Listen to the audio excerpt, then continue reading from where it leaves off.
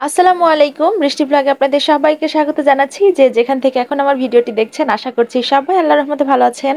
আমি আলহামদুলিল্লাহ ভালোই আছি। তো আজকে শাফিনের বাবাকে নিয়ে আবারও ডাক্তারের কাছে যাচ্ছি, কারণ আপনারা যে শাফিনের বাবা এখনো পর্যন্ত সুস্থ হয় নাই, তিনি এখনো অসুস্থ, তাকে আবার ডাক্তারের কাছে নিতে হচ্ছে। তো আজকেও ডাক্তারের কাছে গিয়েছি, ডাক্তার আজকে দেখেছে, ওষুধপত্র দিয়ে দিয়েছে। তবে কি হয়েছে সে বিষয়টা না হয় এখন নাই বলি, তবে আপনারা সবাই দোয়া করবেন যাতে তাড়াতাড়ি সুস্থ হয়ে যায়। তো শাফিনের বাবা যেভাবে বাইক চালাচ্ছে তা দেখে অনেকে ভাবতে পারেন যে এ আবার কেমন অসুস্থ, মানে যাকে গাড়ি করে নিয়ে যাওয়া দরকার উল্টো সেই আপনাকে গাড়িতে করে গাড়ি চালিয়ে নিয়ে যাচ্ছে। তো আসলে অসুস্থটা শারীরিক, মানে ওই রকম না যে একেবারে বিছানায় পড়ে আছে, ওই টাইপের অসুস্থ না, কিন্তু অসুস্থ। যাই হোক, আমরা বাইক চালিয়ে যাচ্ছি আবারও ঢাকা মেডিকেলে।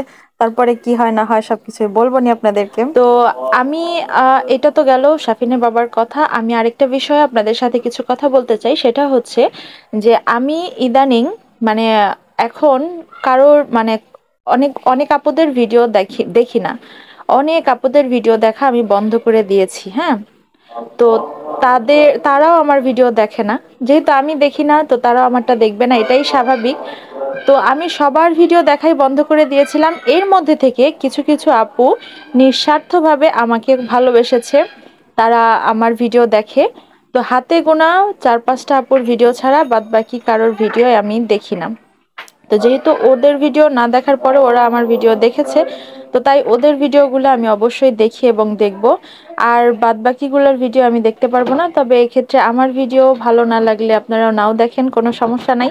যার ইচ্ছা দেখবেন, যার ইচ্ছা হয় না দেখবেন না। তো এটাই হচ্ছে আমার কথা। আমি হচ্ছে এখন মানে এত এত ভিডিও দেখতেও পারি না, সময়ও পাই না, তো দেখা হয় না, যে জন্য আপনারাও আমারটা দেখতে পারেন না। তো ঠিক আছে, দরকার নাই। আমি আমার মতো ভিডিও দিতে থাকি, যার ভালো লাগে সে অবশ্যই দেখবে, আর যা ভালো না লাগে তাকে তো আর জোর করে দেখানো যাবে না। তো এই তো আমরা চলে আসছি হসপিটালে, আর আজকে হসপিটালে আগে আগে চলে আসছি। তো ভিড় দেখে মানে অনেকটাই ভিড় ছিল। অন্যান্য সময় আমরা সব সময় লেট করে আসি। ওরে, কি গাড়ি তোমার নাকি? কই গেল? কই গেল?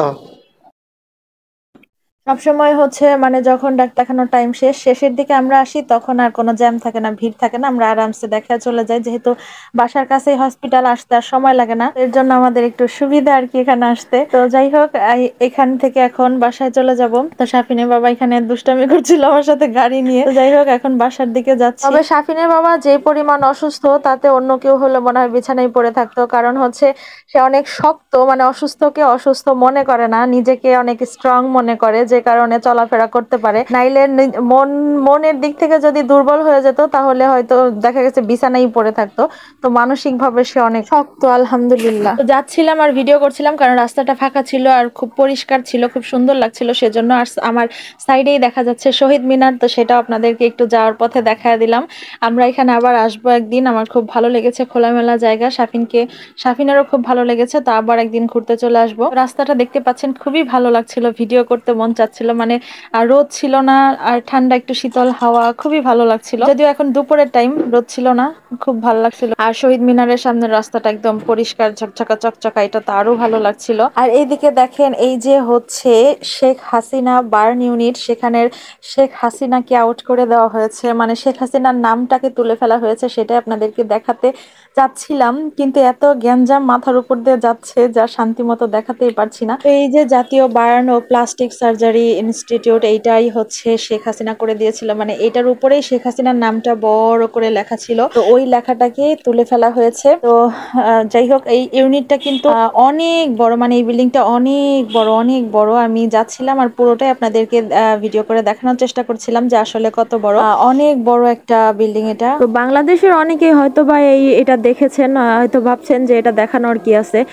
বাংলাদেশের যারা যারা দেখেছেন তারা তো দেখেছেনই, আবার এমনও অনেকে আছে যারা দেখে নাই।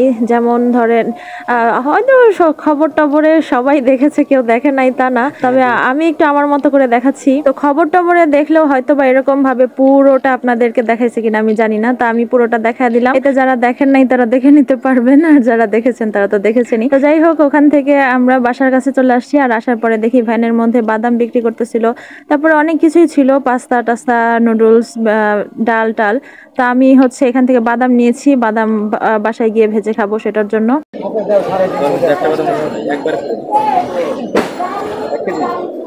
তো ঠিক আছে, এতক্ষণ ধরে ধৈর্য সহকারে যারা আমার ভিডিওটা দেখেছেন তাদের জন্য অনেক অনেক অনেক অনেক ভালোবাসা আর অনেক অনেক দোয়া। সবাই ভালো থাকবেন, সুস্থ থাকবেন, আমাদের জন্য দোয়া করবেন। আজকের ভিডিও এখানে শেষ করছি, কথা হবে পরবর্তী ভিডিওতে। সে পর্যন্ত সবাই ভালো থাকবেন। আল্লাহ হাফেজ।